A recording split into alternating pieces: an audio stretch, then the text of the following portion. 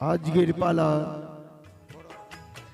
শুরুতেই লক্ষিন্দরের আত্মা হরণ।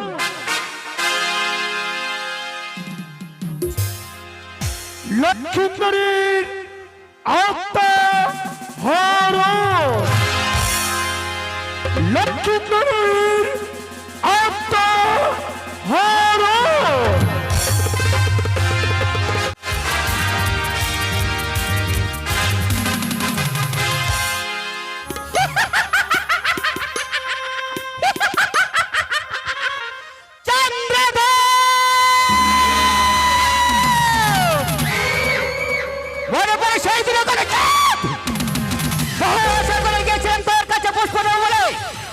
তুমি আমার বোধ পৌঁছাতে আমার অপমান করে দিয়েছো সুজয়। মূর্খতা, তোর মনের সাথে আমি কিছুতে আমি পূর্ণ হতে দেবো না। আর সাঁওতালি পর্বত লোহার বাসর করে ওই দুর্লভ লক্ষিন্দর প্রাণী মারা গিয়েছে। তাই তো আজ ওই লক্ষিন্দর আত্মাখানার আমার বিশেষ প্রয়োজন। তাই আজ আমি দেরি না করে এই মুহূর্তে আমি নাগ শ্রেষ্ঠ বঙ্কুরাজকে পাঠাবো ওই বাসর করে সে লক্ষিন্দর আত্মাখানাকে পাহারা দেওয়ার জন্য। কোথায় না শ্রেষ্ঠ বঙ্কুরাজ?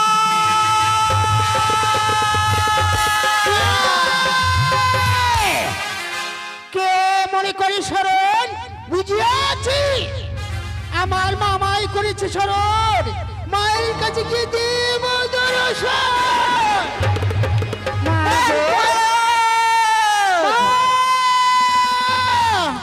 তবু রঙ্গা চরণে শত শত প্রণাম মা।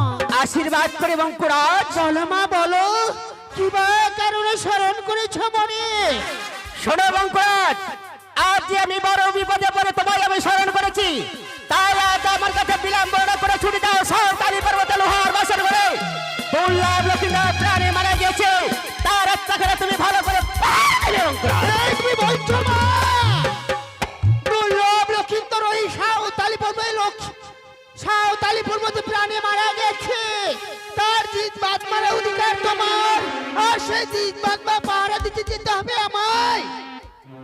বঙ্কুরাজ, ওই লক্ষিন্দরের যদি আত্মাখানা যদি পাহারা না দাও, জানি না সে লক্ষিন্দর আত্মাখানা যে ওই ধর্মরাজ জমিশিরি পালিয়ে যাবে। মাগো, তোমায় কোনো চিন্তা করতে হবে না। এই মুহূর্তে ছুটে যাবো আমি সাঁওতাল পর্বতে লোহা বাসর ঘরে। যেই করে হোক বাবা, ওই লক্ষিন্দরের আত্মাকে আমি তোমার কাছে নিয়ে নিয়ে যাবো, আর সুন্দর করে পাহারা দেবো। কাউরে প্রবেশ করতে যাবো না ওই লোহা বাসরে। বেশ, তাই দেরি না করে এই মুহূর্তে ছুটে যাও ওই সাঁওতালি পর্বতে লোহার বাসর ঘরে। দুর্লভ লক্ষিন্দর আত্মাখানা তুমি ভালো করে পাহারা বেশ দিবে। মা, তুমি আশীর্বাদ করো, আশীর্বাদ করে সুন্দর করে ওই লক্ষিন্দরের জীব আত্মাকে পাহারা দিতে পারি। এই আশীর্বাদটুকু আমায় করো মা। আমি ছুটে যাচ্ছি ওই সাঁওতালি পর্বতে লোহা বাসর ঘরে।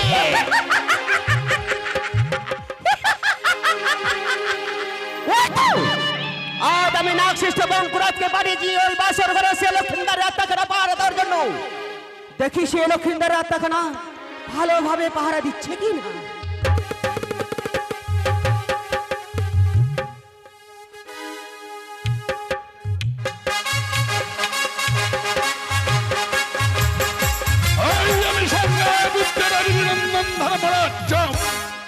পৃথিবীতে যে কোনো নিবের হইলে মরণ, তাহার আত্মার অধিকার আমি স্বয়ং। চিত্রগুপ্ত বদনে পাইনু সংবাদ, চম্পকনগরাধীশ্বর চন্দ্রধরের কনিষ্ঠ পুত্র দুর্লভ লক্ষিন্দর সাঁওতালি ভূধরেই লৌহ বাসরি ঘরে প্রাণে মারা গেছে। তাই তার আত্মার প্রয়োজন রয়েছে। এই মুহূর্তেই আমি তবে দূতেরে করিব প্রেরণ। কথা ওই তো ধর্মরাজ জমাই করেছে স্মরণ। তাই তো ধর্মরাজ জমাই করছি, গিয়ে দেব দর্শন।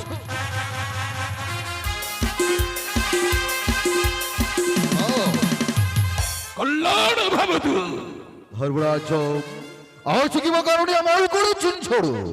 বলবো দূত, তোমাকেই তো বলবো। শোনো শোনো দূত, তুমি আমার বচন আমি নিজে কহিতেছি। সংজ্ঞা পুত্র রবির লঙ্ঘন ধর্মরাজ্য চাও তুমি এই মুহূর্তে সাউতালে ভূধরে লৌহ বাসর ঘরে চন্দ্রধরের কনিষ্ঠ পুত্র দুর্লভ লক্ষ্মীধর সর্পাঘাতে প্রাণে মারা গেছে, তাই তার আত্মা নিয়ে আসবে আমার নিকটে। বেশ বেশ ধর্মরাজ, তাই হবে। এই মুহূর্তে তুমি চলে জানতে যাবো। চাইছো হ্যাঁ সে কি এমন অপরাধ করেছি, তাই না? সত্য। কি তার পাপ?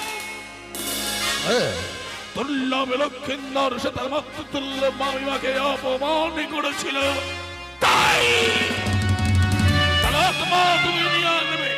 আর শোনো, যদি কেউ তোমায় বাধা দেয় হ্যাঁ তুমি অস্ত্র প্রতিযোগিতায় গুছিয়ে দেবে। ধর্মরাজ্যের শাসন কত ভয়ঙ্কর, কত ভীষণ। হ্যাঁ, তাই হবে ধর্মরাজ, তাই হবে। বিলম্ব নহে, চাও তুমি ছুটেই যাও। পুতেরে করিলাম প্রেরণ সাঁওতালি ভূধরে, ক্ষণকাল করিব বিশ্রাম। দেখি কতক্ষণে আসে দূত লক্ষ্মীন্দরের আত্মা লইয়া।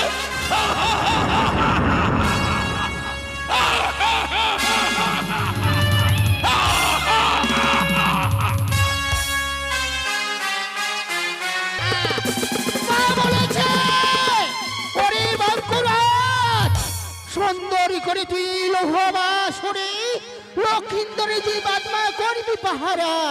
দেখি আমি সুন্দর করে লক্ষিন্দরের যে বাদমাকে পাহারা দেব। কে কে আছে এই লক্ষিন্দরের যে বাদমা নিতে?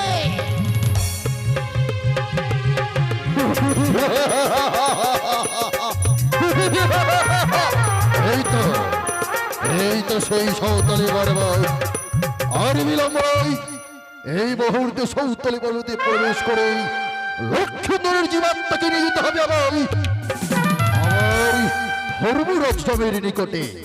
তাই তো আমি এই মুহূর্তে প্রবেশ করলাম সাঁওতালি পর্বতে। কে কে তুমি এই লৌহবাসরে প্রবেশ করেছ? আমি একে যুদ্ধ করছি না, কে? আমি সেই জমদূত। জমদূত! কি বা কারণে এই লৌহবাসরে করেছ প্রবেশ? আমি ওই লক্ষ্মীন্দরের আত্মা নিয়ে যেতে এসেছি। লক্ষিন্দরের আত্মা? কিন্তু তুমি কে? জানো না জমদূত, এই বাঙ্কুরাজ এই লক্ষিন্দরের জীবাত্মাকে করেছে পাহারা। কি করে তুমি এই জীবাত্মা নিচতে আসো এই লৌহবাসরে? এই বাঙ্কা, তুমি হয়তো ভুলে গেছো পৃথিবীতে যত মরা মরে সকল আত্মার অধিকারে শুধুমাত্র ধর্মরাজ্য। তুমি জানো না জমদূত, এই হচ্ছে বাদের মরা। এই বাদের মরার অধিকার আমার মা মনসা। সে হোক বাঁধের মরা আর হোক সাথের মরা, আত্মার অধিকার শুধুমাত্র ধর্মরাজ্য। কথা বলো জমদূত। এখনো বলছি, আমার পথের কাটা হয়ে থেকো না, সরে যাও। মৃতদেহ আমার লক্ষ্মীন্দরের আত্মা। দেখো জমদূত, এই বাঙ্কুরাজে যে এক বিন্দু রক্ত থাকে, কেউ এই লক্ষিন্দরের আত্মাকে এই লৌহবাসর ঘর থেকে কেউ নিয়ে যেতে পারবে না।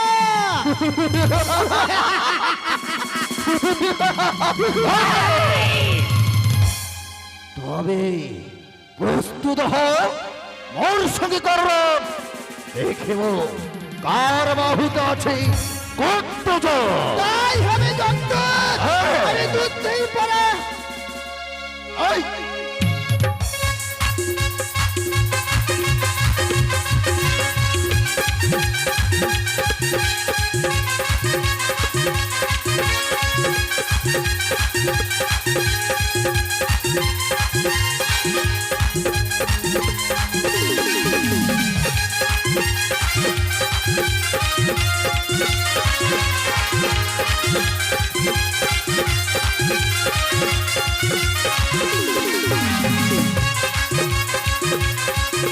এই দেখো!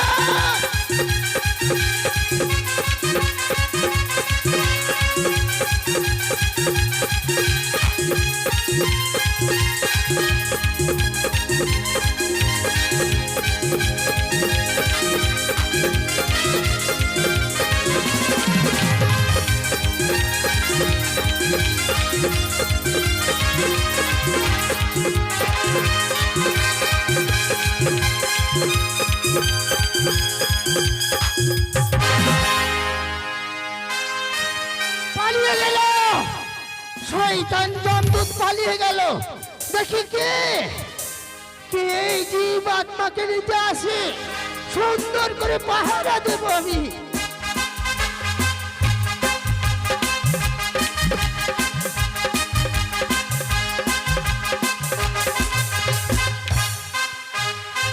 দুপুরে করিয়া আসিবেন, কিন্তু দুধ কেন নাহি আসে এতক্ষণ মামনি করে দে।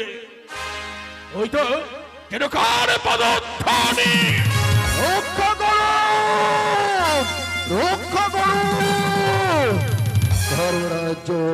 কল্যাণ ভবতু। দাও দুধ, দাও দুর্লভ লক্ষ্মীন্দর আত্মা, করব কবজ আমি। দাঁড়ান ধর্মরাজ্য, কেন? আমি যে লক্ষ্মীধরের জীবাত্মা নিয়ে আসতে পারিনি। তো কেন? ওই লক্ষ্মীধরের বাসর ঘরে দেখি ভঙ্কুরাজ লক্ষ্মীধরের আত্মাকে দিচ্ছে পাহারা, তার সঙ্গে হয় মোর রণ। রণে পরাজিত হয়েছে ধর্মরাজ। সামান্য নাগ সৈন্য বঙ্করাজের ঠাই মানিয়া পরাজয় আসিয়াছে সংবাদ দাবিতে মোরে। ঠিক শতবার ঠিক তব প্রতি ওই অস্ত্র তব দাও অস্ত্র। কে এই জীব আত্মাকে নিতে আসে, আমি সুন্দর করে পাহারা দেব।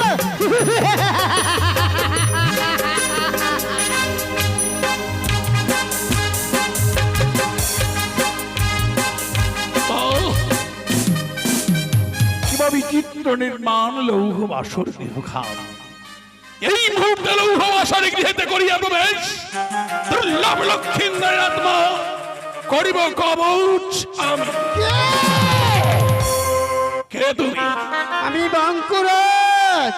তুমি সেই বঙ্কুরাজ হ্যাঁ, যে বঙ্কুরাজ মামদূতেরে করিয়াছে পরাজিত। তোমার সাহস ও বুদ্ধির প্রশংসা করি। কেন?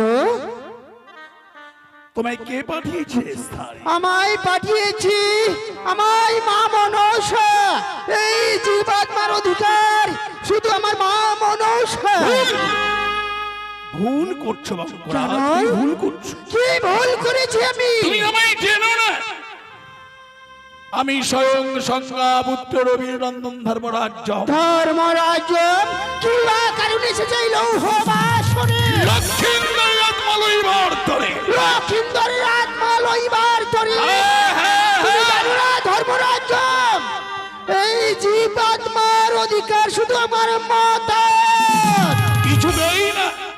তুমি নিশ্চয়ই জানো না, পৃথিবীতে যে কোনো জীবের হইলে মরণ, তাহার আত্মার অধিকার আমি ধর্মরাজ। ধর্মরাজ তুমি জানো না ধর্মরাজ সে যে বাদের মরা। হোক না কেন সে বাদের মরা, বিধাতা ইহাকে করেছিলেন লিখন। দ্বাদশ বৎসর বয়সে তার হইয়াছে মরণ, তাই তো আত্মার উপর বিশেষ প্রয়োজন। না ধর্মরাজ, এই আত্মা আমি দিতে পারবো না যতক্ষণ আমাদের এই বঙ্কুরাজের এক বিন্দু রক্ত আছে। আরে এই বঙ্কুরাজ, তুতেরে কাটিতে নাই রাজ ব্যবহার, তে কারণে সহি আমি তোর অহংকার। তুমি তাহলে লক্ষ্মীন্দরের আত্মা আমায় দেবে না? না না না না দেব না।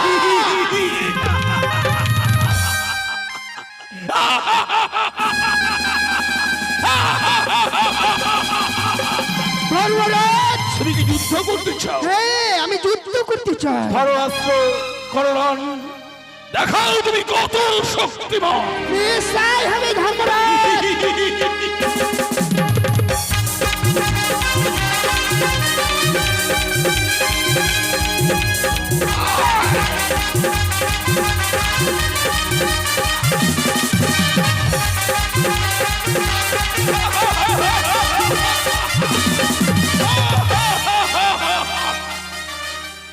নহে গো বিলম্ব। সামান্য শক্তি নিয়ে আমার সনে করতে এসেছে রণ। বেশ, এই মুহূর্তে দুর্লভ লক্ষ্মীর আত্মা করে আমি কবল।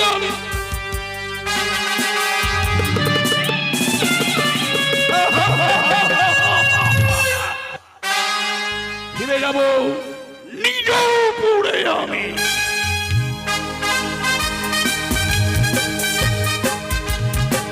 না শিষ্য বংকুরাজ, ওই লক্ষ্মীন্দর রাস্তাটা মনে ভালো করে পাহাড়ে দিচ্ছি।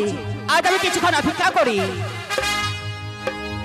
মা গো, মা তবু চরণে শত শত প্রণাম মা। আশীর্বাদ করি বংকুরাজ। মা গো, বংকুরাজ, পারিনি মা, লক্ষ্মীন্দরের জীব আত্মাকে আমি পাহারা দিতে পারিনি।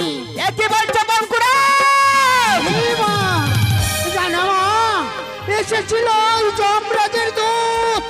সেই দূতকে পরাজিত করে যমরাজ নিজে শেষে জীব আত্মা ছিনিয়ে নিয়ে চলে গেছে। হ্যাঁ মা। আর না শিষ্য বংকুরাজ হয়ে এসে লক্ষ্মীন্দর রাস্তাখানে তুমি ভালো করে পাহাড়ে দিতে পারলে না। না, তোমার আমি মুখে দর্শন আমি পাতে চাই না। এই কি বলছো মা? আমার তো কোনো দোষ নেই মা। যমদূতকে পরাজয় করে যমরাজ নিজে এসেছে, লক্ষ্মীন্দর জীব আত্মা নিয়ে চলে গেছে। বংকুরাজ, হ্যাঁ মা। তুমি বলতে পারো সে লক্ষ্মীন্দর রাস্তাখানে কত দূরে নিয়ে গেছে? দূর না মা, ওই বাসর ধর থেকে কিছু দূর এগিয়ে গেছে। বেশ বংকুরাজ, তাই বিলম্ব না করে চলো। এই মুহূর্তে সে ধর্মরাজ আমার কাছে আমরা ছুটে যাই। বেশ মা, তুমি সামনে থেকে করবে রণ, আর ধর্মরাজকে পিছন থেকে আমি নাক পাশে করিব বন্ধন। বেশ, এসো তুমি আমার সঙ্গে। বেশ মা, চলো। বিলম্ব নয় গান, এই মুহূর্তে করি ওরে।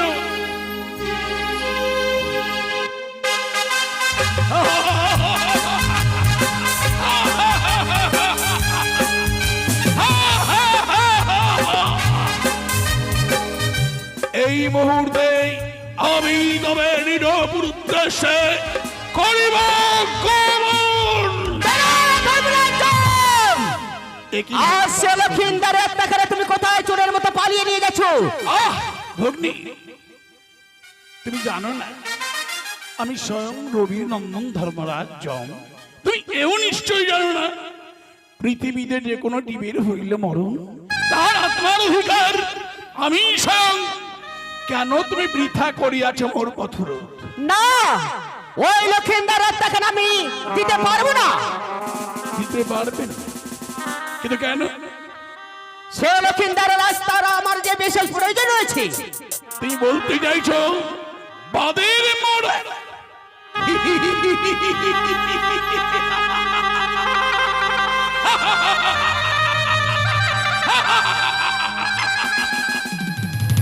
বিধাতা ইহা আল্লাহরে করেছিলেন লিখন। দ্বাদশ বৎসর বয়সে তার হয়েছে মরণ, হইয়াছে তার কালের পূরণ। তে কারণে লক্ষ্মীন্দরের আত্মার আমার বিশেষ প্রয়োজন। না ধর্মরাজ, তুমি বলো সে লক্ষ্মীন্দরের রাস্তাখানা সে আমায় স্বইচ্ছায় দিবে কিনা? কিছুতেই না। শোনো ধর্মরাজ, সে লক্ষ্মীন্দর রাস্তাখানা যদি আমার কাছে না ফিরে দাও তাহলে তোমায় আমি যেতে দেবো না। ধর্মরাজ, আমিও তোমায় শঙ্কর তনয়া বলে ক্ষমা করব না। তুমি কি চাও এই স্থানে রণে প্রবৃত্ত হতে? না, আমি কিছুতেই আমি পরিচয় হতে চাই না। তুমি রণ করতে চাও না? বেশ, তুমি ধরো অস্ত্র, করো রণ, হয় উত্থান, না হয় পতন।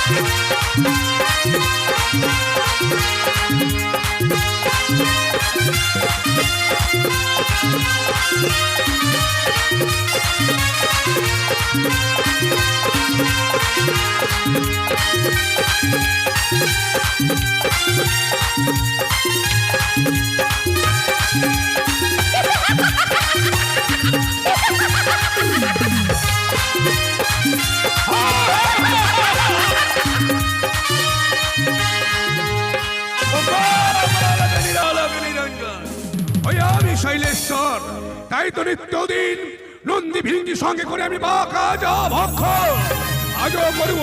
কিন্তু কি কেন কেটে ওই আমার এই সিংহাসন বুঝে আছি মধ্য নামে সাঁওতালি বনে যাদের কনিষ্ঠ পুত্র শ্রীমান দুর্লভ লক্ষিন্দর প্রাণে মারা গিয়েছে বলে তার আত্মা খানারে মম দুইটা পদ্মাবতীর সহিত রবীন্দ্রনন্দন ধর্মরাজের বাঁধিয়াছে এই তো সেই স্থানে না গেলে পৃথিবী হইবে বড়ই। এই মুহূর্তে আমি ছুড়ে যাবো সেই স্থানে। শান্ত রবীন্দ্রনন্দন ধর্মরাজ্য, শান্ত পদ্মাবতী আমি নিজেই ছুড়ে তুলি দেব চূড়াতন ওই তো বেরোছে বাজরা শান্ত।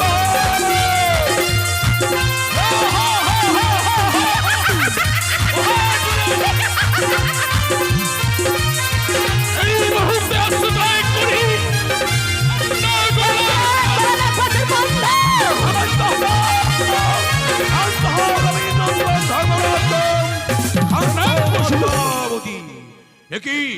পদ্মাবতী কিবা কারণে করেছ রবীন্দ্রনন্দন ধর্মের নাক পাশে বন্ধন মতন করো সেই নাক পাশে বন্ধন। বঙ্কুরাজ, ওই নাগপাশের বন্ধন তুমি মুক্ত করে দাও।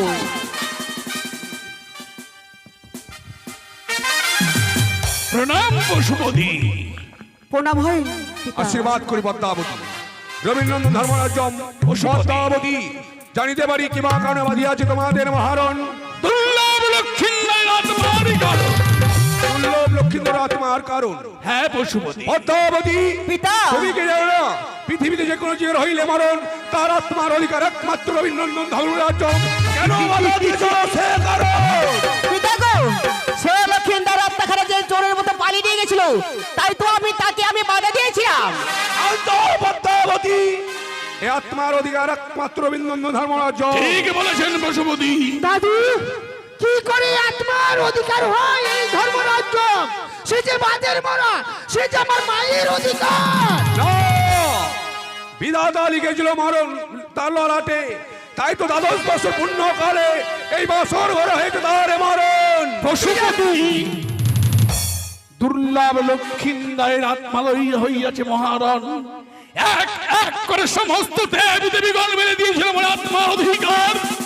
তার প্রতি হয় যদি এত অবিচার, দণ্ড ত্যাগ করিব আমি নিজে। রবীন্দ্রনন্দন ধর্মরাজ্য আমি পশুপতি, আমি করিব এই বিচার। আপনি যাহা করিবেন সূক্ষ্ম বিচার, তাহাই মেনে নেব। শুনুন শৈলেশ্বর। বেশ পদ্মাবতী, বলুন পিতা। তুমি মেনে নেবে আজ থেকে আত্মা গচ্ছিত থাকবে রবীন্দ্রনন্দন ধর্মরাজ্যের কাছে। যেদিন তোমার প্রয়োজন হবে সেদিন তুমি তার কাছ থেকে চেয়ে নেবে। বেশ পিতা, তাই হবে পিতা গো। তাহলে রবীন্দ্রনন্দন ধর্মরাজ্য বিলম্ব না করে এই মুহূর্তে আত্মাকে নিয়ে তুমি ছুটে যাও তোমার এই নাগ ভবন। আরো শুনুন পশুপতি, আরো করিতে যে অঙ্গীকার আমি আজ থেকে ভগ্নী পদ্মাবতীর নাগ অথবা নাগিনীতে যে কোনো জীবের করিলে দংশন, ষষ্ঠ মাস ষষ্ঠ দিবস নাহি নাবে মম দূতগণ। বেশ তাই হবে। বিলম্ব না করে এই মুহূর্তে আমি শুনে যাবো করিব গাজা ভক্ষ। ভগ্নী পদ্মাবতী, দাদা, এ কথা যদি তুমি পূর্বে বলতে, কেন করিতাম আমি বৃথারণ, কেন করিতাম বৃথা দণ্ড ধারণ। এই মুহূর্তেই আমি তবে করিতেছি।